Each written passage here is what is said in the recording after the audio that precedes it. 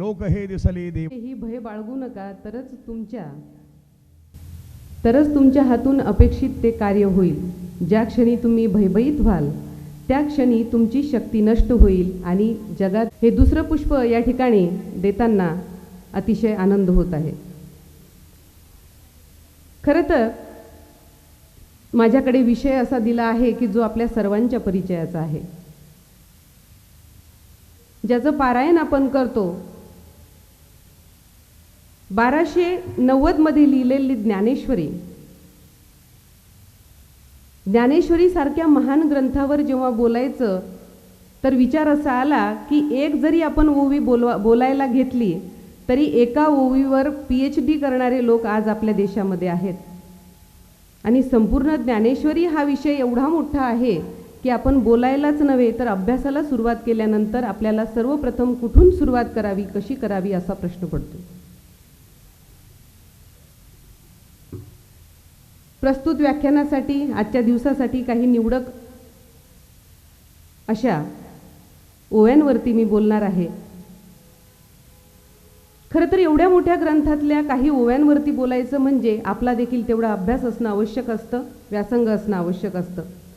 परंतु देणारीच माऊली, तिचं मनच एवढं मोठं आहे की जो गेला त्याला त्याच्या पद्धतीने सामावून घेते. कुठलीही ओवी उघडा,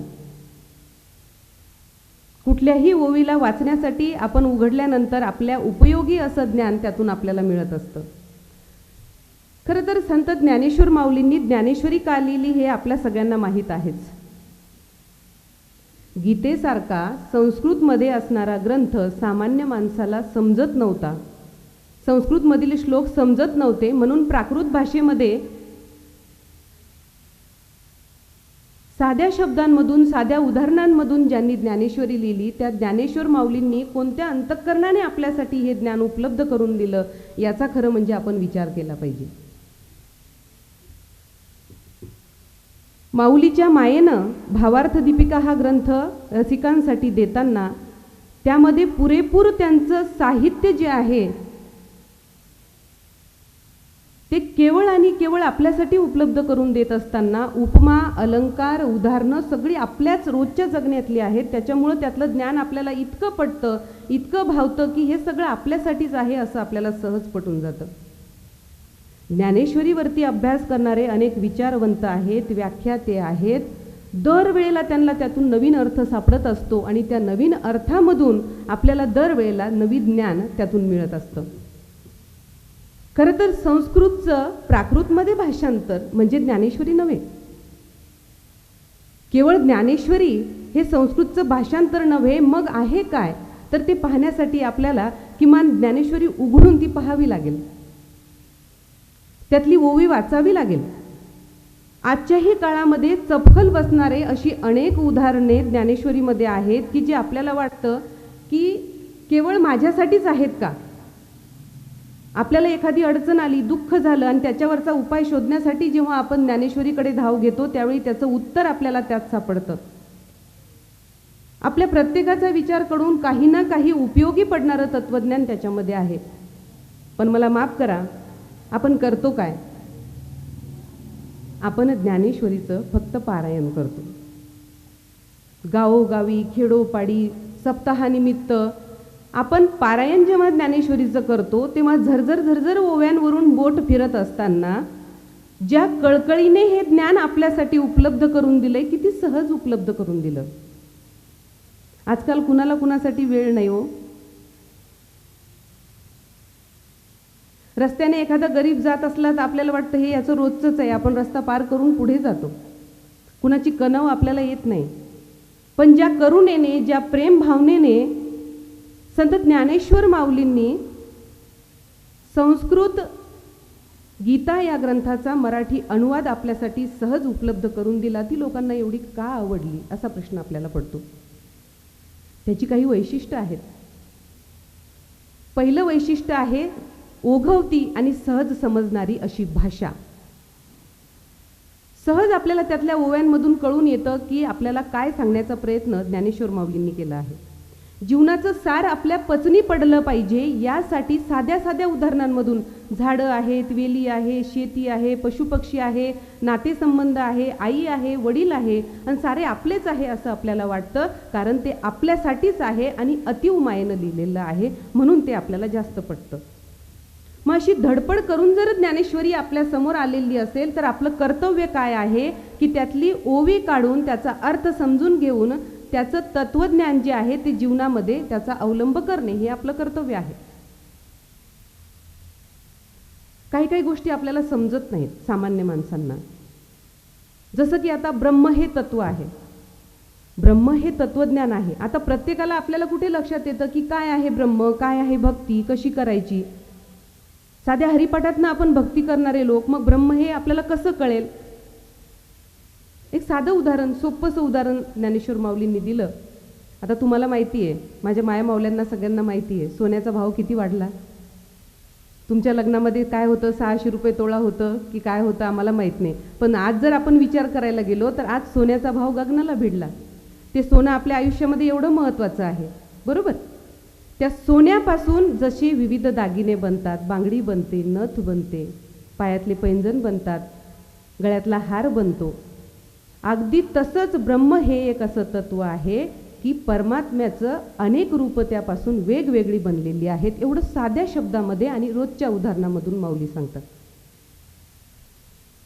अगदी साधं तत्वज्ञान साध्या भाषेमध्ये आपल्याला सांगत असताना दुसरं आणि महत्त्वाचं वैशिष्ट्य की अद्वैत तत्वज्ञान सांगत असताना मला सामान्य माणसाला कसं कळेल की काय आहे ब्रह्म आणि काय आहे अद्वैत तत्वज्ञान. मला तर ते कोरडं आणि वृक्ष वाटेल. पण अशा वेळेला त्या तत्वज्ञानाला विठ्ठलाच्या भक्तीची जोड देऊन भक्ती मार्गाकडे आपल्याला नेऊन ज्यांनी एक योग्य मार्ग आपल्याला दिला असे ज्ञानेश्वर माऊली सहज पचनी पडेल असं आपल्याला सांगतात. घरामध्ये बघा लहान बाळ असतं आणि औषध घ्यायला जीवावर करतं, नाही का. दवाखान्यातून आणलं की कडू औषध असलं तर त्याचं नाकतोंड दाबून आपल्याला औषध द्यावं लागतं. परंतु जर प्रेमाने त्याला औषध द्यायचं असेल तर आपण त्याला सांगतो की तू हे औषध जर घेतलं, औषध घेतल्यानंतर तुला चॉकलेट देईल किंवा साखर देईल, किंवा खूप खूप तर आपण काय करतो की ते औषध मधामध्ये कालवून नंतर ते देतो. हा साधा उपाय आपण करतो. अगदी तशाच पद्धतीने ज्ञानेश्वर माऊलींनी छोट्या छोट्या उपायामधून आपल्याला भक्तीकडे वळवलं. ही त्यांची हातोटी कुणामध्येही सापडणार नाही. भक्तीची जोड आपल्या तत्वज्ञानाला दिली आणि ते तत्वज्ञान आपल्यावर बिंबवण्याचं काम ज्ञानेश्वर माऊलींनी केलं.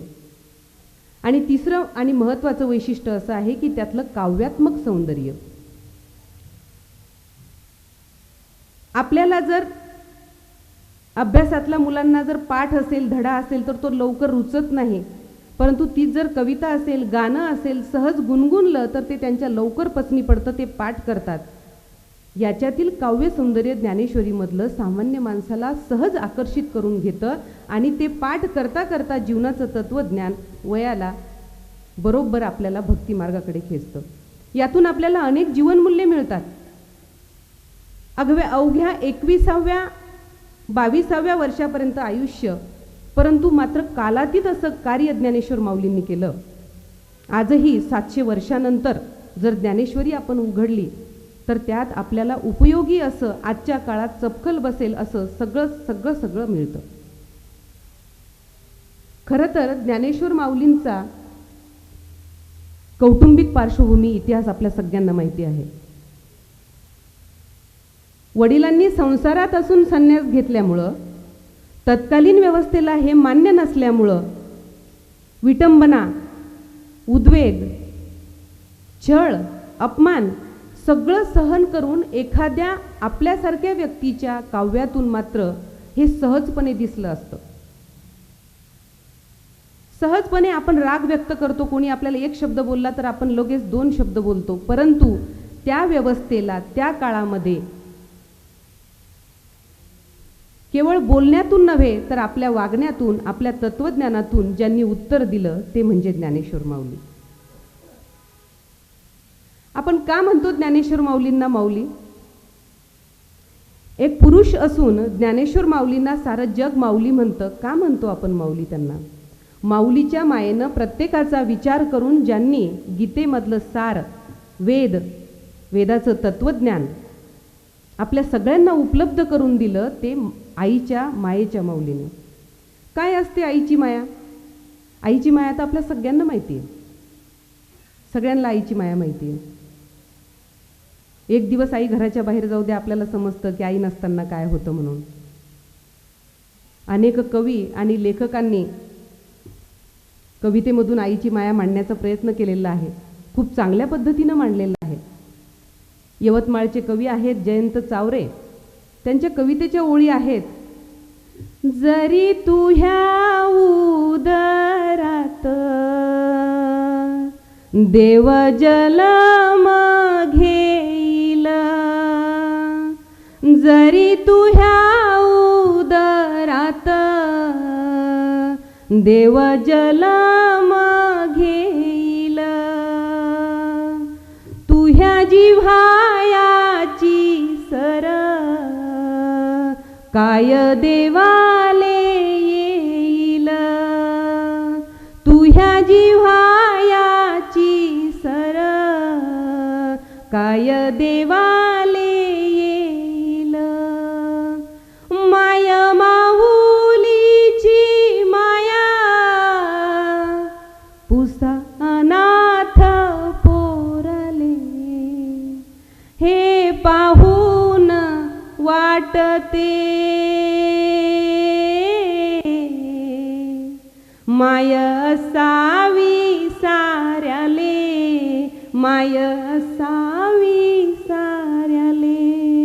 पिलू ठेवून खोप्यात चिऊ हिंडते चाऱ्याले, गोठ्यामंदी काळी गाय जशी चाटे वासराले, हे पाहून वाटते माय असावी साऱ्याले, माय असावी साऱ्याले. एकदा जयंत चावरे या कवीसाठी जोरदार टाळ्या वाजवा आपण सगळ्यांनी.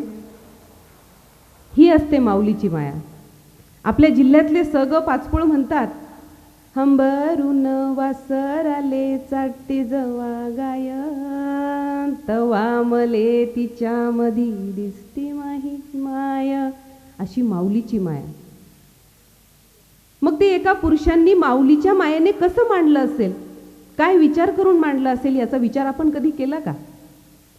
ज्ञानेश्वरी आपल्या सगळ्यांसाठी, ज्ञानाचं दालन आपल्या सगळ्यांसाठी उपलब्ध करून देताना, सगळ्या जगाचा विचार करताना ज्ञानाई माऊलीने काय विचार बरं केला असेल त्यावेळेला? खरं तर एवढी असह्य यातना सोसून, अपमान सोसून, वयाच्या 10व्या वर्षी व्यवस्थेला आपल्या ज्ञानाने उत्तर देणारं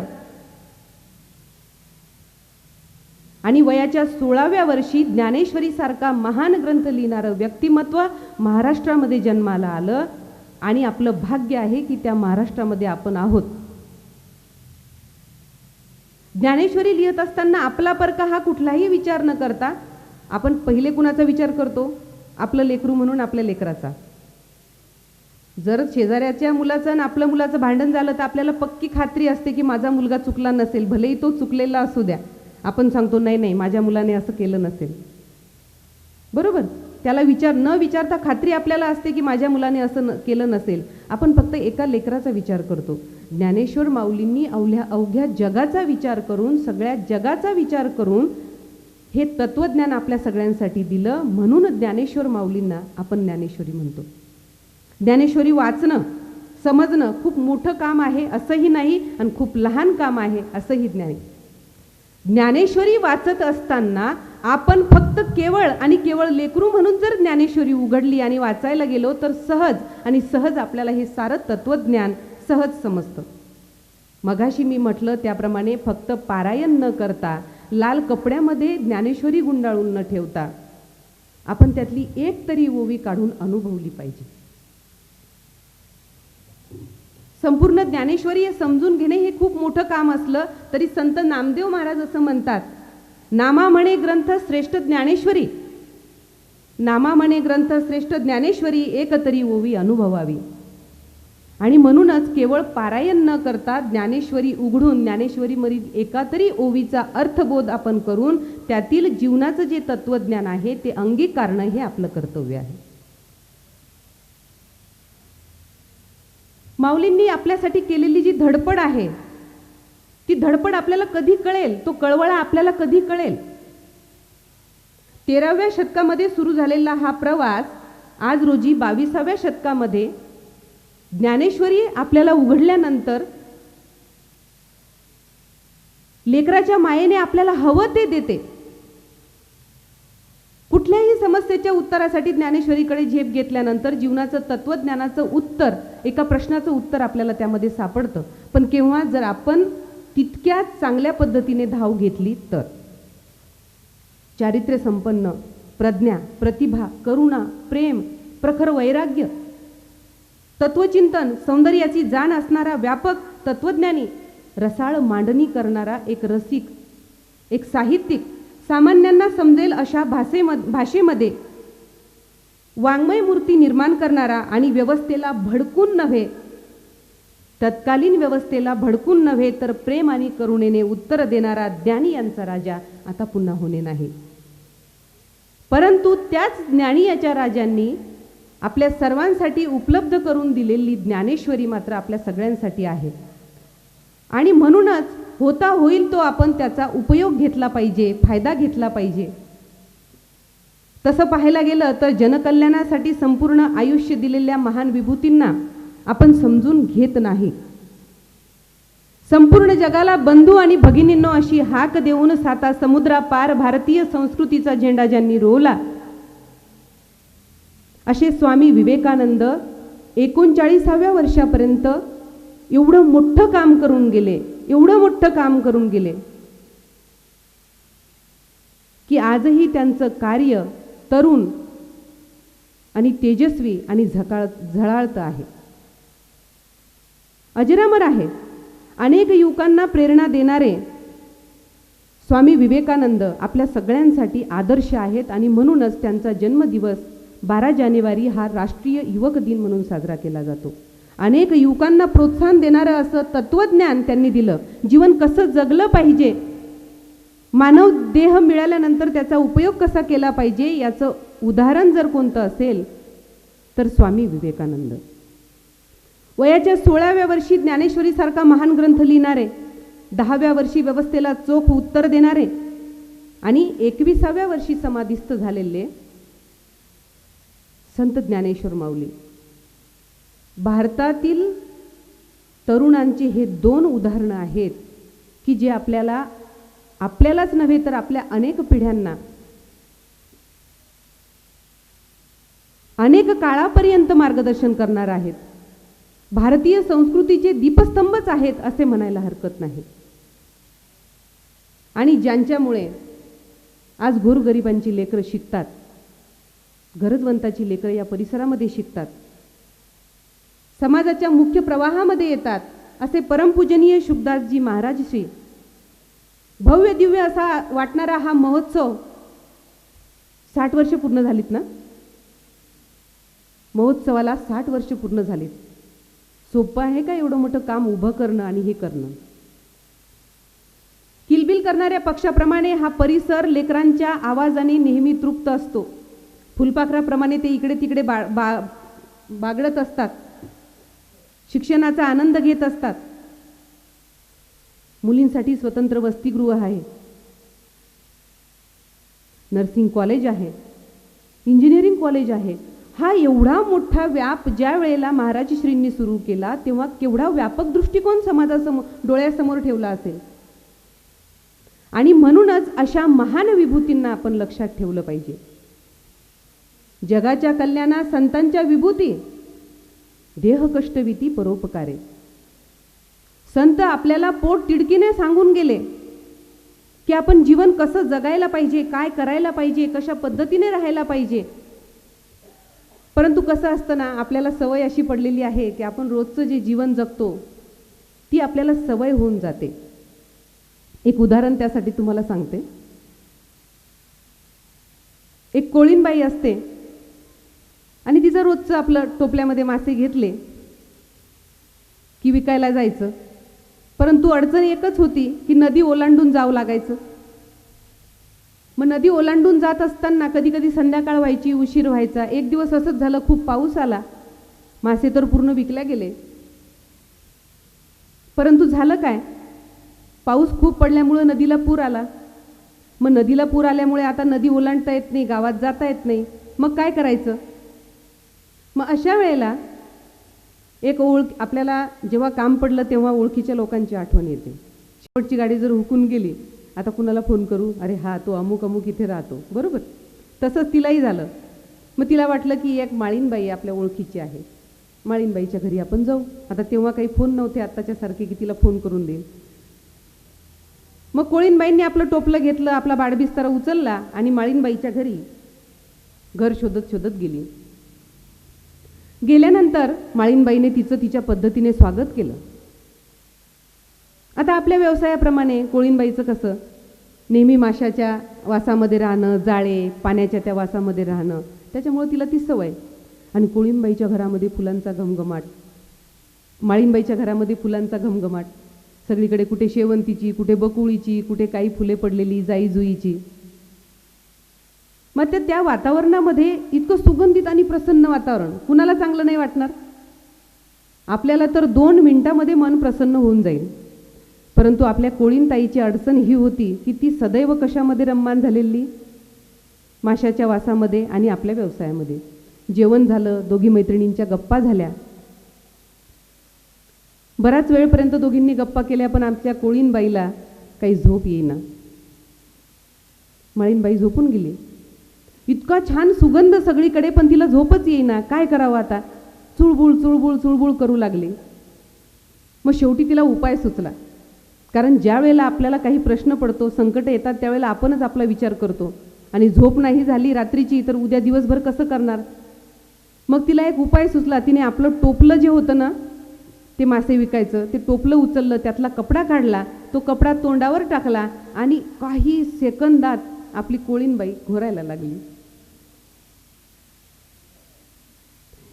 इतके आपण सवयीचे व्यसनाधीन झालेलो आहे, इतके जगण्याचे आपण व्यसनाधीन झालोय, त्यातून बाहेर येऊन आपण पाहतच नाही. जी परिस्थिती आहे त्याच्यामध्ये आपण ॲडजस्ट करून घ्यायला अजून शिकलोच नाही. मग त्यावेळेला आपल्याला कोण मार्ग दाखवतं? तर अशा महान विभूती आपल्याला मार्ग दाखवतात. तसेही शुकदासजी महाराज श्री म्हणतात की मोठे पण तसे फुकट मिळेना, तोंड संकटांना द्यावे लागे. मोठेपण हे काही सहज मिळत नाही. गरीब अनाथ अपंग दलित तोची पतित झाला अज्ञ. ज्यांच्यामध्ये मला देव दिसला ते गरीब आहेत, अनाथ आहेत, अपंग आहेत आणि त्यांच्यामुळेच खरं म्हणजे मला ज्ञान मिळालंय. हे मान्य करणं ही केवढी मोठी गोष्ट आहे. अशाच अनेक संत परंपरेमध्ये असलेल्या संतांनी आपल्याला जीवनाचा मार्ग दिला नाही का? ज्ञानदेवे रचिला पाया तुका झालासे कळस. सोप्या गोष्टी नाही आहेत ह्या सगळ्या. जीवन जगत असताना याच संतांच्या, महान विभूतींच्या शिकवणीमुळे कधी कधी आपलं हे असह्य होणारं जीवन सुसह्य होत असतं. म्हणूनच अत्यंत कमी वयामध्ये अलौकिक असं कार्य करणारे संत ज्ञानेश्वर माऊली म्हणजे ज्ञान आणि मायेचा व प्रेमाचा महासागर. ब्रह्म विद्या, वेद, उपनिषद यांचं सार ज्यांच्यामुळे आपल्याला ज्ञानेश्वरीमधून समजलं, ओघवत्या आणि रसाळ भाषेमधली आपल्याला ज्ञानेश्वरी मिळाली, असे संत ज्ञानेश्वर महाराज. खरं तर गीता ज्या कारणासाठी लिहिली गेली होती, ज्या ठिकाणी लिहिली गेली, ते वातावरण होतं युद्धाचं, बरोबर. अर्जुनाला मोठा प्रश्न पडलेला की आता माझे सगळेच माझ्या समोर आहेत, मग मी कसं लढू यांच्याशी? त्याचे हातपाय थरथरायला लागले. मग हा तर त्या काळचा प्रसंग आणि ज्ञानेश्वरी तर त्याच ओव्यावरचं निरूपण. मग आपल्याला त्यातून काय मिळतं? आपलं जीवन हे सुद्धा एक युद्धच आहे. सकाळी उठल्यापासून युद्ध सुरू होतं. तुकाराम महाराज म्हणतातच, रात्रंदिन आम्हा युद्धाचा प्रसंग. कसं म्हटलं असेल तुकाराम महाराजांनी? सकाळी उठलं की आपला पहिला प्रश्न असतो, नळ आले आहे का? पाणी आहे का? गृहिणीला घर अंगण सारवण्यासाठी शेण मिळेल का? एखादी बाई आपल्या अगोदर ते घेऊन आली का? बरोबर ना? हे साध्या साध्या प्रश्नांमधून आपलं जीवन सुरू होत असतं आणि हे युद्धच आहे एक प्रकारचं. कधी सकारात्मकता, कधी नकारात्मकता, कधी धर्म, कधी अधर्म, कधी चांगलं, कधी वाईट, अनेक अनेक अनेक गोष्टींमधून युद्धाची सुरुवात सकाळी उठल्यापासून होते ती रात्री झोपेपर्यंत. आणि जेव्हा माणूस या जगामध्ये येतो, हंबरडा फोडतो, पहिला टाहो फोडतो, पहिला श्वास घेतो, त्या क्षणी युद्धाची सुरुवात होते ते अगदी शेवटचा श्वास घेईपर्यंत. आणि म्हणूनच 18 दिवसात ते युद्ध संपलं म्हणजे संपलं असं नव्हे. तर युद्ध आपल्या जीवनामध्ये आहे आणि म्हणूनच आपल्या जीवनाला उपयोगी पडणारी अशी ज्ञानेश्वरीमधलं तत्वज्ञान आपल्यासाठी सहज सोप्या भाषेमध्ये आपल्याला उपलब्ध करून देणारी ज्ञानेश्वर माऊली आपल्याला वंदनीय आहे, पूजनीय आहे.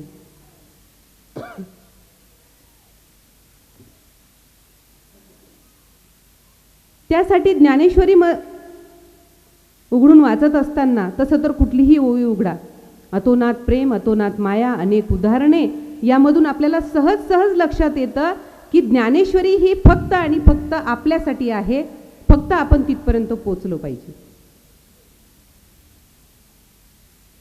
म्हणूनच 10व्या अध्यायातला एक श्लोक आहे, त्या श्लोकावरच्या काही ओव्यांचं आजच्या व्याख्यानासाठी या ठिकाणी आपण संवाद साधणार आहोत. मी माझ्या परीने ते मांडण्याचा या ठिकाणी प्रयत्न करणार आहे. 10व्या अध्यायातला पहिला श्लोक आहे, भूय एव महाबाहो शृणु मे परमं वचः यत्तेहं प्रियमानाय वक्ष्यामि हितकाम्या. सोपी आणि सरळ गोष्ट आहे. मराठीतून शिकणाऱ्या आपल्या सगळ्यांना संस्कृत चटकन लक्षात येत नाही. माझी ही अडचण माझ्या ज्ञानेश्वर माऊलींच्या लक्षात आल्यामुळे सरळ सोप्या भाषेमधून, ओव्यांमधून, उदाहरणांमधून मला कशा पद्धतीने हे समजावून दिलं हे पाहायचं असेल तर आपल्याला ज्ञानेश्वरीचा 10वा अध्याय उघडून त्यात बघावं लागेल. सुरुवातीला गुरुवंदन केल्यानंतर भगवंताचे आभार मानल्यानंतर काय म्हणतात, आम्ही मागील जे निरूपण केले ते तुझे अवधानची तुकिले, तव टाचे नवे भले पुरते आहे. ओवी आहे साधी सरळ. आम्ही मागील जे निरूपण केले ते तुझे अवधानची तुकिले, तव टाचे नवे भले पुरते आहे. अर्जुना काय सांगत आहे अर्जुना, की अर्जुना आत्तापर्यंत मी जे तुला सांगितलं किंवा मागील अध्यायामध्ये जे सांगितलं त्यामध्ये मी काय केलं तर तुझं अवधान पाहिलं की तू किती ऐकू शकतो, तू किती, माझ्याकडे तुझं किती लक्ष आहे. घरामध्ये आपण जेव्हा आपल्या लहान मुलांचा अभ्यास घेतो तेव्हा आपण त्याला एक प्रश्न परत विचारला किंवा पाढा विचारला तर आपण त्याला उलटा सुलटा विचारतो, परत विचारतो, बरोबर. लक्ष कुठे तुझं, लक्ष आहे का, असं अधूनमधून विचारतो. अगदी त्याच पद्धतीने की आतापर्यंत मी जे जे तुला काही सांगितलं अर्जुना ते तुझं अवधान पाहिलं की तू किती ऐकू शकतो. मग यासाठी ज्ञानेश्वर माऊली आपल्याला हा श्लोक समजावून सांगत असताना इतकं छान उदाहरण देतात.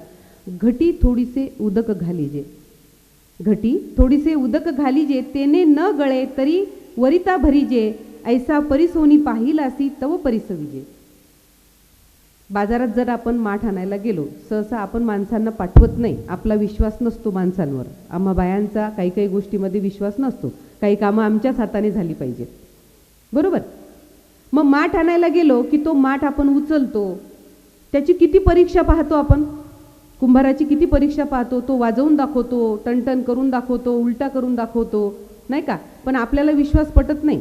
आपण काय म्हणतो, बाबा रे घरी गेल्यावर पाणी भरेल, जर हा खूप गळला तर मी परत आणून देईल, बरोबर म्हणतो ना आपण त्याला. असं साधा माठ घ्यायचा तर आपण एवढी परीक्षा घेतो. मग म्हणूनच ज्ञानेश्वर माऊली म्हणतात की ज्या वेळेला हा माठ घ्यायचा तर आपण काय करतो, पहिले त्याची परीक्षा घेतो. घटी थोडीसे उदक घालीजे, थोडंसं पाणी घालतो, ते किती गळत आहे, पूर्ण गळतं का, गळालं असेल तर परत द्यायला बरं, बरोबर. हे झालं व्यावहारिक ज्ञान आपलं. अगदी त्याच पद्धतीने अर्जुना मी तुला थोडं पहिले सांगून पाहिलं की तुझ्यामध्ये किती उतरतं, तुला किती पचतं, तुझी घेण्याची किती तयारी आहे, त्या पद्धतीने मी तुला सांगत आलो. ऐकणाराचं जर लक्ष नसेल, आता बघा या क्षणाला मला तुमचं सगळ्यांचं खूप कौतुक आहे आणि तुमचे आभारही मी व्यक्त करते. या मंडपातली प्रत्येक व्यक्ती इकडे अगदी अवधानाने बघत आहे. एका श्रोत्याला यापेक्षा आणखी काय पाहिजे? एकदा जोरदार टाळ्या तुमच्या सगळ्यांसाठीच झाल्या पाहिजे. माझ्यापेक्षा जर तुमच्यामध्ये चुळबुळ दिसली तर मला एवढं छानसं बोलावंसं वाटेल. अगदी एक शब्दही मला इकडे तिकडे करावासा वाटत नाही. एवढं तुमचं सुंदर अवधान आहे, एवढं तुम्ही बघत आहात. जिथं गेलो तिथं 100% देता आलं पाहिजे हे तुमच्या कृतीमधून या ठिकाणी दिसतं. कसा श्रोता असला पाहिजे हे तर सांगितलंय, कसा वक्ता असला पाहिजे हे तर सगळ्यांना माहिती आहे. परंतु जर तुम्ही काही असं छान ऐकूनच घेतलं नाही तर ते मी पोचवण्याचा प्रयत्न कसा करेल? अगदी तशाच पद्धतीने भगवान श्रीकृष्ण म्हणतात की अर्जुना, तू ऐकत आहेस म्हणून मला सांगायला उत्साह येत आहे, नाही का? आपण एखाद्याला एखादी गोष्ट सांगत असलो, आपली आजी आपल्याला गोष्ट सांगायची, त्यावेळेला आजी काय म्हणायची? तिला माहिती असतं की मला सांगताना मजा आली पाहिजे, माझं सांगणं पूर्ण 100% झालं पाहिजे. मग यासाठी आजी काय करायची? होकारा द्यायचा बरं का, हे ना. जुने लोक जेव्हा गोष्ट सांगायचे तर हू म्हणावं लागायचं, होकार भरावं लागायचा. बरोबर आजोबा? होकार भरावं लागायचा. अगदी त्याच पद्धतीने अर्जुन ध्यानावर आहे का, जागी आहे का, की अजूनही त्या विषादामध्ये अडकलेला आहे, हे पाहण्यासाठी भगवंत म्हणतात की अर्जुना, तुझं लक्ष माझ्याकडे असल्यामुळं मला सांगायला जास्त आनंद होत आहे. नाहीतर बऱ्याच ठिकाणी आपण एक उदाहरण ऐकलेलं आहे. तुम्ही खूप खरंच महान लोक आहात. थोड्या वेळाने जेव्हा आता हरिभक्तपरायण ढोक महाराजांचं कीर्तन सुरू होईल त्यावेळेला पूर्णपणे हा बेंडॉल भरलेला असेल आणि सगळे इतकं छान निरूपण करतात महाराज, मला सुद्धा खूप आवडतं, ज्ञान मिळतं. तेव्हा हे पूर्ण पेंडॉल भरलेलं राहील. परंतु काही ठिकाणी मात्र अशी वस्तुस्थिती असते की खूप मोजके रसिक असतात, श्रोते असतात. आणि एक ठिकाणी मी ऐकलेलं उदाहरण असं आहे की माझ्यासारखा एक वक्ता, सामान्य वक्ता खूप बोलत असतो. मग थोड्या वेळानं हळूहळू सगळे मंडळी उठून चालले जातात. फक्त एक जण मात्र चांगल्या प्रकारे ऐकत बसलेला असतो, खूप चांगल्या पद्धतीने ऐकत बसलेला असतो. आणि तो एक का होईना पण ऐकतोय म्हणून मग माझ्यासारखा वक्ता बोलतच आहे. आपला वेळ, आपल्याला सांगितलं ना एवढ्या वेळापर्यंत बोलायचे, तेवढा वेळ पूर्ण करायचा. मग आपलं पूर्ण होईपर्यंत तो माणूस बसलेला आहे. सगळं झालं बोलून जेव्हा खाली गेलो आपण, तेव्हा त्या व्यक्तीला नमस्कार केला की बाबा बरं झालं तू थांबला, ते सगळं खरं आहे, पण तुमच्या पायाखालची घोंगडी माझी होती म्हणून मी थांबलो, नाही तर मी पण केव्हाचाच गेलो असतो. अशी परिस्थिती आजकाल झालेली आहे.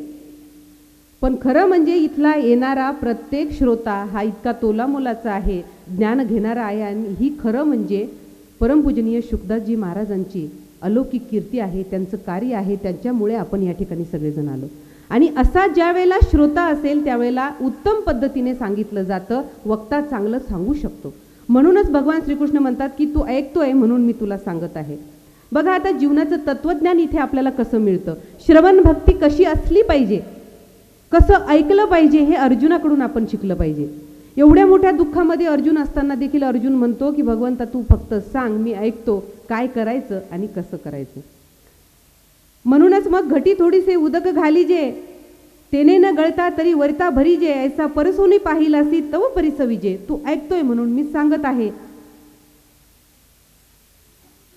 अवचितयावरी सर्वस्व सांडीजे, मग चोख तरी तोची भांडारी कीजे, तैसे किरीटी तू आता माझे निजधामकी.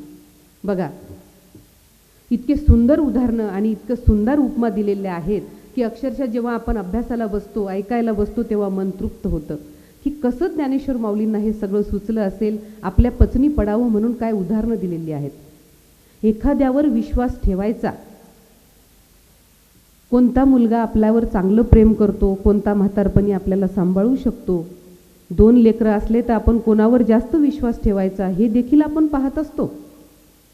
मग कोणाकडे आपला वारसा चांगल्या पद्धतीने चालेल हे देखील आपण पाहत असतो. मग एवढं मोठं तत्वज्ञान सांगायचं, अनेक पिढ्यांना पुरणारं तत्वज्ञान सांगायचं, त्यावेळी समोरचा कसा आहे हे पाहणं गरजेचं आहे, बरोबर. म्हणून अर्जुनाची परीक्षा घेत असताना भगवंत सांगतात की असं आहे की एखादा अमूल्य खजाना जर एखाद्याकडे ठेवायला द्यायचा तर त्याच्या प्रामाणिकतेची पहिले परीक्षा झाली पाहिजे की नाही. तो कितपत आपल्या कसोटीला उतरतो हे पाहिलं पाहिजे. म्हणून ज्ञानेश्वर माऊली असं म्हणतात की एखादं भांडार जर त्याच्याकडे सोपवायचं, ती व्यक्ती जर पाहायची असेल तर ती व्यक्ती कशी असली पाहिजे याची परीक्षा घ्यायची. कशी घ्यायची परीक्षा? मग एका कामावर एका मुनिमजीला ठेवायचं होतं. मुनिमजीला कारभार सोपवलेला होता, परंतु मुनिमजी कशा पद्धतीने प्रामाणिक राहील हे पाहायचं. त्या काळातलं एक उत्तम उदाहरण आहे, ते तुम्हाला सांगते. काय सांगितलं? शेठजींनी एक माणूस पाठवला मुनिमजीकडे आणि जा आणि सांग की माझं असं असं काम आहे. शेठजी आपलं व्यवहार लिहिण्यामध्ये व्यस्त होते. हा माणूस गेल्यानंतर मग त्या ठिकाणी गेल्यानंतर त्यांनी सांगितलं की शेठजींनी मला तुमच्याकडे कामासाठी बोलावलं होतं, माझं काम आहे. मुनिमजी म्हणे थोडं थांबा. मुनिमजीकडे 2 समया होत्या, एक त्यातली सुरू होती आणि एक बंद होती. तेव्हा आतासारखे लाईट नव्हते. तेव्हा समईच्या उजेडामध्ये, कंदिलाच्या उजेडामध्ये काम करावं लागायचं. मग एका साईडची समई सुरू होती आणि एका साईडची विझलेली होती. तर त्या दुसऱ्या समईमध्ये मुनिमजींनी त्या व्यक्तीला थांबायला सांगितलं आणि इकडच्या समईची वात लावली आणि इकडच्या समईची वात मालवली. बघा, हा इकडचा दिवा बंद केला आणि इकडचा दिवा सुरू केला आणि मग म्हणे आता बोला. मग आता बोला म्हणल्यानंतर माझ्यासारख्या व्यक्तीला प्रश्न पडला की इकडची समई सुरू होती. हा म्हटलं असतं की दोन्ही लावल्या तर आणखीन गोष्ट होती, परंतु ही समई बंद करून ही समई लावण्याचं काय कारण? आपल्याला खूप उत्सुकता असते काही काही गोष्टींमध्ये, त्याचं उत्तर मिळाल्याशिवाय आपल्याला समाधान मिळत नाही. मग धारिष्ट केलं त्या व्यक्तीनं विचारण्याचं की पहिले मला हे सांगा की तुम्ही इकडची समई बंद करून इकडची समई का सुरू केली? मग मुनिमजी म्हटले की ही इकडची समई जी आहे ही मी फक्त शेठजीच्या कामासाठी वापरतो. यातलं तेल जे आहे ते शेठजींना दिलेलं आहे. ते तेल जे आहे त्यांच्या कामासाठीच जळलं पाहिजे. आता तुम्ही माझ्याकडे कोणत्या कामासाठी आला मला माहीत नाही, म्हणून मी माझ्याकडचं तेल असणारी समई लावली. आता तुम्ही माझ्याशी बोलू शकता. आता तुम्ही माझ्याशी बोलू शकता. समोरचा व्यक्ती एकदम चाट पडला. आता खरं म्हणजे त्याला टेबला खालून काम करायचं होतं, काही गोष्टी मुनिमजीकडून करून घ्यायच्या होत्या शेठजीच्या माघारी. पण हा व्यक्ती इतका जर प्रामाणिक आहे की आपलं बोलण्यासाठी जर इकडचा शेठजीचा दिवा बंद करून स्वतःच्या खर्चाच्या तेलाचा दिवा लावतो, तर हा आपल्याला काय शेठजीच्या पैशामधून भ्रष्टाचार करून देईल? एवढा प्रामाणिकपणा असला पाहिजे. प्रामाणिकपणाचं अतिशय सुंदर हे उदाहरण. आणि तो माणूस शेठजीकडे परत गेला आणि सांगितलं की तुम्ही योग्य माणसाची तुमच्या भांडारावर नियुक्ती केलेली आहे. म्हणून ज्ञानेश्वर माऊली म्हणतात चोख तरी तोची भांडारी कीजे. मग एवढं मोठं तत्वज्ञान आता अर्जुनाला सोपवायचं आहे, त्याला निवडलं आहे की हे तत्वज्ञान तुझ्यापर्यंत मला पोहोचवायचं. मग त्याची परीक्षा घ्यायला नको की तू कितपत ज्ञान तुझ्या आतमध्ये उतरत आहे, ते तुला किती पोहोचत आहे. आणि म्हणूनच ज्ञानेश्वर माऊली म्हणतात की ऐसे अर्जुना येऊ ते सर्वेश्वरे, पाहुनी बोलिले अत्यादरे, गिरी देखोनी सुभरे मेघू जैसा. काय म्हणतात की जसं जसं अर्जुनाने पाहिलं आणि जसं अर्जुनाला ऐकताना भगवंतांनी पाहिलं, त्यावेळेला त्यांनी सांगितलं की आता अर्जुन खरोखर पात्र आहे पुढच्या अनेक काही गोष्टी सांगायला. आणि म्हणूनच की आता ऊर भरून आला भगवंताचा. जसं की पर्वत पाहिले की ढग अजून धावून येतात. अर्जुनाला आता तो अधिकार प्राप्त झाला आहे, अर्जुन तेवढा अधिकार संपन्न आहे असे पाहून आदराने भगवंत बोलले की ज्याप्रमाणे पर्वताला पाहून मेघ भरून येतात, अगदी त्याचप्रमाणे ज्ञानेश्वर माऊली म्हणतात की कृपाळूंचा राव, सगळ्यांवर माया करणारा, प्रेम करणारा भगवंत अर्जुनाला म्हणाला, तैसा कृपाळूंचा राव म्हणे ऐके गा महाबाहो, सांगितलाची अभिप्रायो सांगेन पुढते. किती सुंदर वाटतं ऐकायला. असं वाटतं की फक्त आपल्यासाठीच आहे आणि आपल्यालाच सांगितलं आहे, जसं की आपल्यालाच म्हटलेलं आहे. हे अर्जुना आता ऐक, यापूर्वी सांगितलेला अभिप्राय मी पुढे पुढे सुद्धा तुला सांगत राहणार आहे, सांगतच राहणार आहे. यासाठी एक उदाहरण दिलं. पै प्रतिवर्षी क्षेत्र पेरीजे, पिकांची जरी वाढी देखिजे, या लागी नुबगिजे वाहो करिता. दरवर्षी शेतकरी आपल्या शेतामध्ये पेरत असतो, धनधान्य पेरत असतो. आपण सगळे शेतकरी आहोत, शेतकरी कुटुंबातले आहोत. किती सुंदर उदाहरण दिलंय बघा की प्रतिवर्षी आपण शेत पेरतो. उन्हाळ्यामध्ये शेताची कामं सुरू होतात. मग एकदा शेताचं बांध घालणे, जमीन नांगरणे, कल्टिवेटर करून घेणे, चांगल्या पद्धतीच्या सऱ्या काढून ठेवणे आणि पावसाची वाट पाहणे. इथं शेतीचं काम संपतं का? नाही संपत. बी टाकल्यानंतर पावसाची वाट पाहिली, बीज अंकुरले की त्याच्यावर कोणतं औषध फवारायचं, त्याची कशी काळजी घ्यायची, त्याला कितपत पाणी घालायचं, इथं विषय संपतो का? नाही. मग अजून काय करावं लागतं? खुरपणी आहे, नांगरणी आहे, फवारणी आहे, सगळ्याच गोष्टी कराव्या लागतात. मग ते पुढे करत असताना जोमदार पीक, बहारदार पीक आल्यानंतर आपण काम करणं सोडून देतो का? कष्ट करणं सोडून देतो का? नाही. जसं जसं पीक वरती येतं तसतसा शेतकऱ्याचा उत्साह वाढत जातो. तसं तसं त्याच्या डोक्यामध्ये आर्थिक गणित कशी सोडवायची याचा विचार होत जातो. याच्यामधून प्रयत्नवाद सांगण्याचा या ठिकाणी ज्ञानेश्वर माऊलींनी प्रयत्न केलेला आहे की माणसानं प्रयत्न करत राहिलं पाहिजे. आजच जर शेतकऱ्यांनी विचार केला की मी आज बी टाकलं, उद्या पाऊस नाही पडला, तर नकारात्मकता नाही. दरवर्षी तितक्याच उत्साहाने शेतकरी तितक्याच उत्साहाने बीज पेरतो, तितक्याच उत्साहाने पिकाची वाढ होते. जरी दुष्काळ आला तरी पुन्हा परत नव्या उभारीने शेतकरी तयार होतो. घरामध्ये धान्याची रास आल्यानंतर प्रफुल्लित होतो. पुन्हा इथेच विषय संपतो का? नाही. शेत जमिनीत पडलेलं पिकाचं जे कचरा आहे त्याची विल्हेवाट लावणं, पुन्हा जमिनीला आपल्या मायेनं तयार करणं आणि नवीन बीज त्यामध्ये टाकणं, म्हणजे ही काय आहे? अविरत चालणारा हा जो प्रकार आहे, सतत चालणारी ही जी प्रक्रिया आहे, हेच माणसाच्या जीवनाचं सार आहे. दरवर्षी पीक पेरायचं, दरवर्षी शेताची मशागत करायची. अर्जुना, अगदी त्याच पद्धतीने हे निरंतर चालणारं जे ज्ञान आहे ते तुला मला सांगायचं आहे आणि तू आता त्यासाठी अधिकार तुला आता प्राप्त झालेला आहे. कारण तू मन लावून ऐकत आहे. तुझ्या हिताची जी गोष्ट आहे ती मी तुला सांगत आहे आणि तू ते ऐकत आहेत. म्हणून ऐके गा महाबाहो, सांगितलाची अभिप्रायो सांगेन पुढती. तुला आता मी तुझी क्षमता पाहिली आणि एकदा आपल्याला एखाद्याची प्रामाणिकता लक्षात आली की डोळे झाकून आपण त्याच्यावर विश्वास ठेवतो. पुढे आणखी म्हणतात की पुढत पुढती पुटे देता, जोडे वाणीयेची अधिकता, म्हणून सोने पंडू सुता शोधूची आवडे. बघा, सोनं किती प्रिय आहे आपल्या सगळ्यांना, बरोबर? त्या सोन्याचं उदाहरण परत ज्ञानेश्वर माऊलींनी दुसऱ्यांदा दिले. आता त्या काळामध्ये ना धनाचा लाभ होता ना सोन्याचा लाभ होता, पण जनमानसामध्ये काय आहे हे जाणलेल्या ज्ञानेश्वर माऊलींनी सोन्याचं उदाहरण दिलं की हे पंडूसुता, ज्याप्रमाणे सोन्याला जितकं तापवलं तितकं त्याचं सौंदर्य खुलतं, क्षाराची जितके त्याच्यावरती जोडावर जोड दिले तितकं ते निखरतं, तितकं अधिक कसदार होतं. अगदी त्याच पद्धतीने मी तुला वारंवार वारंवार वारंवार हे का सांगत आहे? तू तेजाळला पाहिजे, हे ज्ञान तुझ्यामध्ये चांगल्या पद्धतीने बिंबलं पाहिजे, म्हणून मी हे तुला सांगत आहे. मग पुढे, तैसे येथ पार्था मज आभार नाही सर्वथा, आम्ही आपुलियाची स्वार्था बोलो पुढते. केवढं मोठेपण आहे की पार्था, हे बघ, मी तुला हे जरी सांगत असलो, आपल्याला जर एखाद्याकडून काही काम काढायचं असलं, आपण काय करतो? टाकाला जातो पण भांडं मागे ठेवतो. इथं उघड उघड आहे. भगवंत म्हणतात, हे बघ पार्था, आता मी तुला सांगतो की हे जे मी तुला सांगत आहे त्यासाठी आभार वगैरे काही मानायची गरज नाही. तू कृतकृत्य होऊ नकोस. याच्यामध्ये माझा देखील स्वार्थ आहे. भगवंताचा काय बरं स्वार्थ असेल? देवाचा काय स्वार्थ असेल? ज्ञानेश्वर माऊलींचा काय स्वार्थ असेल?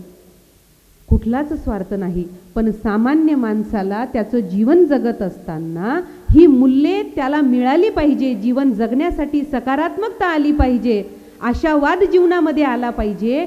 यासाठी संत महात्मे आपल्याला जे ज्ञान देतात ते आपल्या जीवनामध्ये अवलंबण्याचं काम आपण केलं पाहिजे. म्हणून सारे पोटतिडकीने सांगतात, हाच त्यांचा स्वार्थ आहे. म्हणून तैसे येत पार्था, तुझा आभार नाही सर्वथा, आम्ही आपुलियाची स्वार्था बोलो पुढती. तू आभार काही मानू नको, यामध्ये माझाच स्वार्थ आहे. मी हे जे आज तुला सांगत आहे ना, हे संस्कृतीचं धर्माचं काम आहे आणि त्यासाठी आता तू पुरेपूर तयार झाला आहेस हे मला पटलंय, म्हणून मी तुला सांगत आहे. सुंदर उदाहरण आणखी पुढे माऊलींनी दिलंय बघा माझ्या माऊल्यांनो.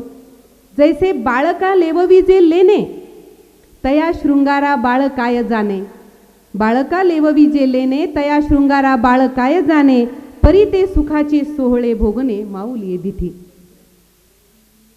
आपलं लेकरू असतं लहान, तर त्याला ज्या सौंदर्याचे आभूषणं आपण घालतो त्याचं सौंदर्य वाढण्यासाठी, नाही का, त्याला कुठे माहीत असतं की आपल्याला काय चांगलं दिसतं. लहान लेकराला सोन्याची अंगठी घाला, काढून घ्या, काहीच समजत नाही. तुम्ही त्याच्या गळ्यामध्ये साधी माळ घाला, कोणतीही माळ घाला, त्याला त्याच्याशी काही घेणं देणं नसतं. पण माऊलीला मात्र त्याचं सौंदर्य पाहायचं असतं, त्याचं सौंदर्य अनुभवायचं असतं आणि म्हणून ती त्याला काजळ घालते. थोड्या वेळाने भलेही तो काय करेल की काजळ पुसून सगळा काळा होऊन जाईल, बरोबर, परंतु ती माऊली काय करते, पुन्हा ते पुसून काढते, पुन्हा थोड्या वेळाने काजळ घालते, पुन्हा पावडर लावते. कशासाठी? तिचा त्यामध्ये काही स्वार्थ आहे नाही, पण केवळ आणि केवळ माझं लेकरू आहे ते छान दिसावं एवढाच त्या माऊलीचा स्वार्थ. त्याला जर ती या वयामध्ये आभूषण घालत असेल, त्याला जर नटवत असेल, त्याला जर पावडर लावत असेल, तर ते स्वतःसाठी, तिला माहीत असतं की माझ्या लेकराला यातलं काही समजत नाही. तो सुख सोहळा जसा माऊलीसाठी आहे तशा पद्धतीने ज्ञानेश्वर माऊली म्हणतात की हे जे आहे ते सगळं माझ्यासाठी आहे. तू असं समजू नको की मी हे तुझ्यासाठी करत आहे, यामध्ये माझा स्वार्थ आहे. म्हणून बाळका लेववी जे लेणे, तया शृंगारा बाळ काय जाणे. तो सोहळा भोगणे जननीय दृष्टी. आणि म्हणून तैसे तुझे हित आघवे, जव जव का तुझ भावे. तव तव आमचे सुख धुनावे ऐसे आहे. आपल्या लेकरानं मोठं झालं पाहिजे, पुढं गेलं पाहिजे, चांगलं कार्य केलं पाहिजे, त्याला चांगले विचार मिळाले पाहिजे, म्हणून माऊली आई वडील धडपडत असतात. आणि तेच सांगण्याचा माऊलींनी या ठिकाणी प्रयत्न केला आहे. बघा ना तुम्ही, आजकालच्या काळामध्ये वृद्धाश्रमांची संख्या वाढत आहे, अनाथ आश्रमांची संख्या वाढत आहे. गरज आहे आपल्याला ज्ञानेश्वरी उघडून पाहण्याची, वाचण्याची. मानवी जीवनामध्ये जी मूल्य आवश्यक आहेत ती ज्ञानेश्वरीमधून मिळतील हे आपल्याला केव्हा कळेल, ज्यावेळेला आपण ज्ञानेश्वरी उघडू, संतांचे प्रवचन कीर्तन ऐकू, व्याख्याने ऐकू, त्यातून काहीतरी घेण्याचा प्रयत्न करू, त्यावेळेला आपल्याला हे कळेल. दिवसेंदिवस परिस्थिती एवढी विचित्र होत चालली आहे की 4-4 मुलं असताना देखील आईवडिलांना वेगळं राहावं लागतं, वृद्धाश्रमामध्ये राहावं लागतं. ज्या आईवडिलांनी मुलांसाठी कष्ट घेतले त्याच आईवडिलांना शेवटचे दिवस हाल अपेष्टेमध्ये काढावे लागतात. आणि म्हणूनच आईवडिलांचं जे हे सुख आहे, प्रत्येक लेकरासाठी आईवडील काय असतात की तू मोठा हो. खूप कष्ट आले तरी वडील अर्धा एकर शेत कधीच विकत नाही. आई सुद्धा काही पुंजी लावून ठेवत असते. आणि जर मुलाला काही गरज पडली, वडिलांना नाही दिले, तर आई आपल्या प्रेमानं मायेनं त्याला गुपचूप देते, हे घेऊन जा. आईवडील हे यासाठी करत असतात की माझ्या लेकराचं भलं झालं पाहिजे, त्याने चांगले विचार घेतले पाहिजे, तो चांगला जगला पाहिजे. मग आपलं कर्तव्य आहे की ते जेव्हा वृद्धावस्थेमध्ये जातात, म्हातारपणात जातात, तेव्हा आपली काळजी आपण घेतली पाहिजे, त्यांची काळजी आपण घेतली पाहिजे. नाहीतर ज्यांनी आपल्यासाठी आयुष्यभर कष्ट घेतले त्यांचेच म्हातारपण कष्टामध्ये जात असेल तर त्या संस्कारांना काही अर्थ उरत नाही. म्हणून ज्ञानेश्वर माऊली म्हणतात की मी तुला जे सांगत आहे अर्जुना, ते सांगताना माझं सुख दुणावत आहे. का दुणावत आहे? कारण मला माहिती आहे की माझा स्वार्थ कशामध्ये आहे. तू जर मोठा झाला, तुला जर हे ज्ञान मिळालं, हे ज्ञान तुला देत असताना तू मोठा होशील तर माझी छाती अभिमानाने मोठी होणार आहे, माझी छाती अभिमानाने फुगणार आहे, अभिमान मला वाटणार आहे. आणि म्हणून हे मी तुला सांगत आहे. तैसे तुझं हित आघवे, जवजव का तुझं फावे. तव तव आमचे सुख दुनावे ऐसे आहे. म्हणून आता अर्जुना असो हे विकडी, मज उघड तुझी आवडी. किती छान ज्ञानेश्वर माऊली सांगतात की अर्जुना असू दे हे सगळं. आता एक श्लोक आहे 2 ओळींचा आणि त्याच्यावरच्या एवढ्या सगळ्या ओव्या आहेत. बघा, तुम्हाला मी सुरुवातीला जो श्लोक सांगितला 10व्या अध्यायातला, भूय एव महाबाहो शृणु मे परमं वचः यत्तेहं प्रियमानाय वक्ष्यामि हितकाम्यया, त्यातील या सगळ्या ओवींमधून हे आपल्याला सांगण्याचा प्रयत्न या ठिकाणी केलेला आहे. आणि म्हणूनच अर्जुना हे सगळं आता राहू दे. मी तुला सांगतो उघड उघड की मला आता तुझी आवडी आहे, तू मला खूप प्रिय आहेस. आणि म्हणून आता ही तृप्तीची सवडी, मी सवड काढली तुझ्याशी बोलण्यासाठी. जर भगवंत आणि अर्जुन बोलत असतील तर तुमच्या माझ्यासारख्या गप्पा तर नक्कीच करणार नाही. तत्वज्ञानाच्या ह्या गप्पा आहेत, म्हणून मी सवड काढून तुला सांगत आहे आणि तू सवड काढून ऐकत आहेत. आणि आम्ही येतुलियाची कारणे तेची ते तुझशी बोलणे, परी असो हे अंतःकरणे अवधान देई. मी तुला वारंवार तेच सांगत असलो तरी कंटाळू नको, तू अवधान दे. मी अंतःकरणापासून सांगतो आणि अंतःकरणापासून तेच ज्ञानेश्वर माऊली देखील आपल्याला सांगत आहे की अवधान देऊन ऐका. आणि हे केवळ अर्जुनासाठी नाही तर तुमच्यासाठी, माझ्यासाठी, सगळ्यांसाठी आहे. इथं कुठलाही भेदाभेद नाही. तरी ऐके ऐके गा सुवर्ण वाक्य माझे परम, जे अक्षरे लिहून परब्रह्म तुझं खेवासी आले. शब्दांचं रूप घेऊन परब्रह्म आज तुला भेटायला आलेलं आहे. म्हणून अर्जुना, तू आज हे ऐकावं. हे वाक्य जे आहे परम आहे. तुमचं आणि माझं बोलणं जे आहे ते व्यावहारिक असू शकतं, पण भगवंताचं बोलणं आपल्या हितासाठीचं आहे. आणि म्हणूनच या सुंदर श्लोकाचं आज माऊलींच्या ज्ञानेश्वरीतील ओव्यांच्या आधारे मला निरूपण करण्याची संधी मिळाली, या ठिकाणी तुमच्याशी संवाद साधण्याची संधी मिळाली. त्यासाठी मी आपल्या संपूर्ण या आश्रमातील संयोजकांचे, आयोजकांचे मनापासून आभार व्यक्त करते. खरं तर मी खूप मोठी वक्ता नाही, व्याख्याता नाही, परंतु अभ्यास करून इथे बोलताना मला अनेक गोष्टी समजल्या, लक्षात आल्या. काही चुकलं असेल तर मोठ्या मनाने तुम्ही माफ कराल. आणि अशाच पद्धतीने आपल्याला पुढील कार्यक्रमाचा आस्वाद घ्यायचा आहे. अतिशय रसाळ वाणीमधून ढोक महाराज आपल्या कीर्तनातून आपल्याला सांगणार आहेत. त्यासाठी पुनश्च एकदा सर्वांचे मी मनापासून आभार व्यक्त करते आणि थांबते. धन्यवाद.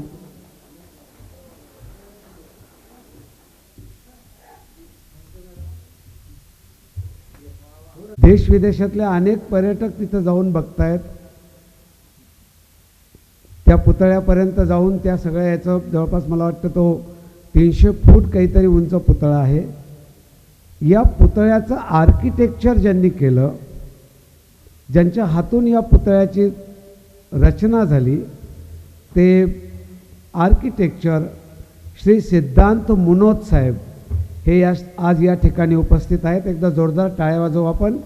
एवढं मोठं जगप्रसिद्ध काम एका महाराष्ट्रीयन माणसाने, मुंबईच्या माणसाने केलं आणि त्यांना आपण यासाठी बोलवलं. आपल्याला कोराडी जलाशयामध्ये जे विवेकानंद स्मारक आहे त्या ठिकाणी स्वामीजीचा 100 फूट उंचीचा पुतळा बनवण्यासाठी नियोजन करायला, चर्चा करायला आज आपण त्यांना या ठिकाणी बोलवलं आहे. मी त्यांना व्यासपीठावर विनंती करतो येण्यासाठी. आणि आदरणीय पाध्यसाहेब, विवेकानंद आश्रमाचे उपाध्यक्ष, हे सुद्धा व्यासपीठावर येतील. आदरणीय हरिभक्तायन गजानन दादा शास्त्री महाराज हे पण व्यासपीठावर येतील. आणि इंजिनियर सिद्धांतजी मनोज साहेब यांचं शाल श्रीफळ देऊन स्वागत करतील. या सर्वती शास्त्री महाराज यावरती.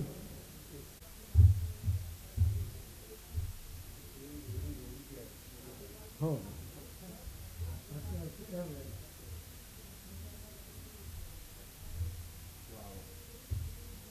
याला बाजूला करू का थोडं? या थोडं बाजूला. एक मिनिट.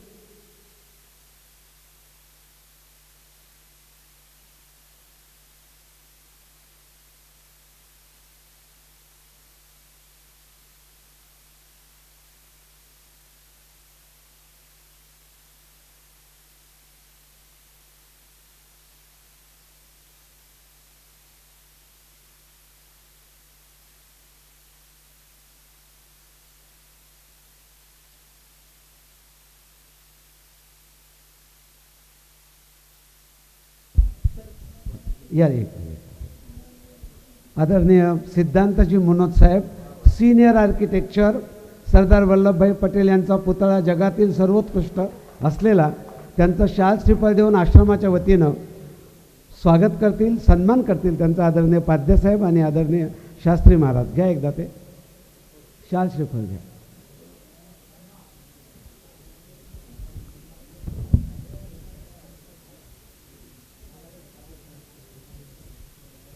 अशोक गोवर्ती आपण.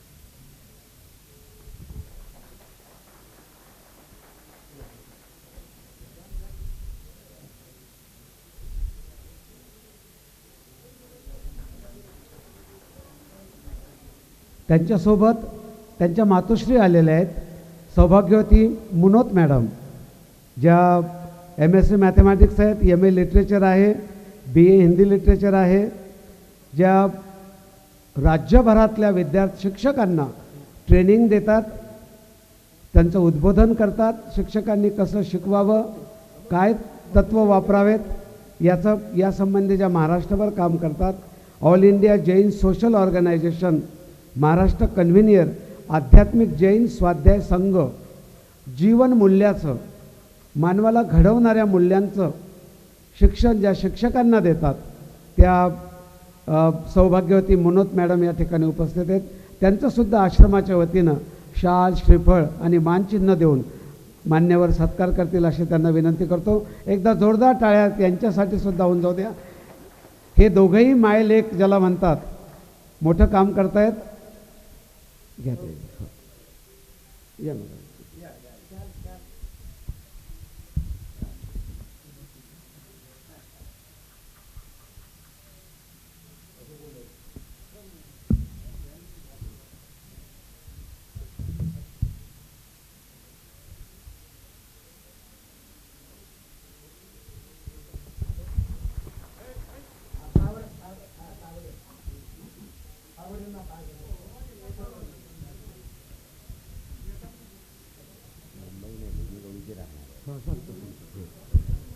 आता सांगितलं मला ते मुंबईला राहत असले तरीसुद्धा त्यांचं मूळ गाव लोणी गवळी आहे, मेहकर तालुक्यातील.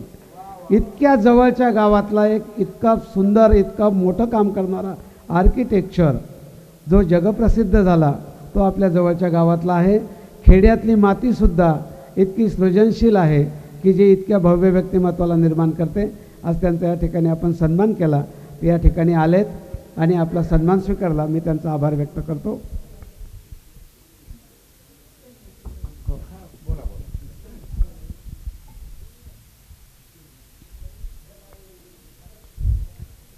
जय श्रीराम.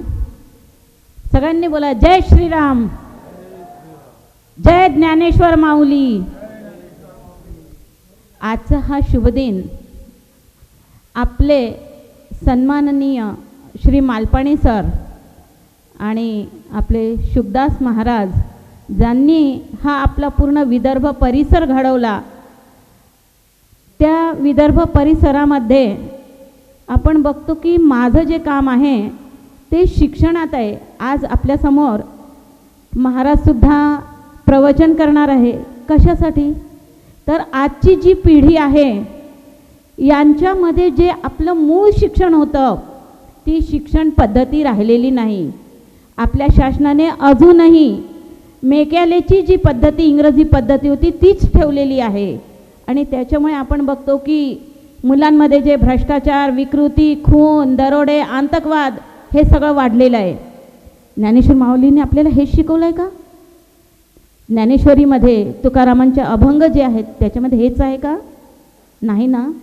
मग आपल्याला आपलं जे आध्यात्मिक भांडवल आहे, जे आपल्या ऋषीमुनींनी आपल्याला दिलेलं आहे तेच आपल्या शिक्षणात अंतर्भाव व्हावा. ती मूल्ये आमच्या मुलांना मिळावी की जे आमची पिढी, आमच्या पिढीमध्ये कधीही कोयता घेऊन वार करणं किंवा 7वीचा मुलगा बलात्कार करतो, अभ्यास झाला नाही, नापास झाला म्हणून आत्महत्या करतो, हे नको आहे.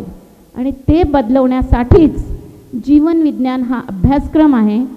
तो आचार्य श्री तुलसी यांनी त्यांना प्रोत्साहन दिलेलं आहे आणि त्याचं लेखन केलेलं आहे ते आचार्य श्री महाश्रमणजींनी.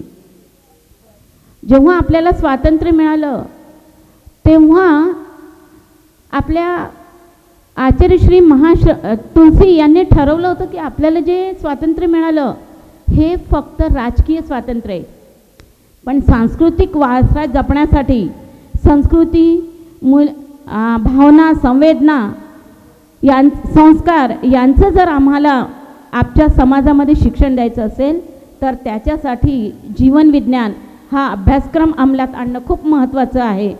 आणि तोच अभ्यासक्रम संपूर्ण महाराष्ट्रामध्ये लागू व्हावा आणि आमची येणारी पिढी ही एक सुसंस्कृत पिढी घडावी याच्यासाठी माझे प्रयत्न चालू आहे.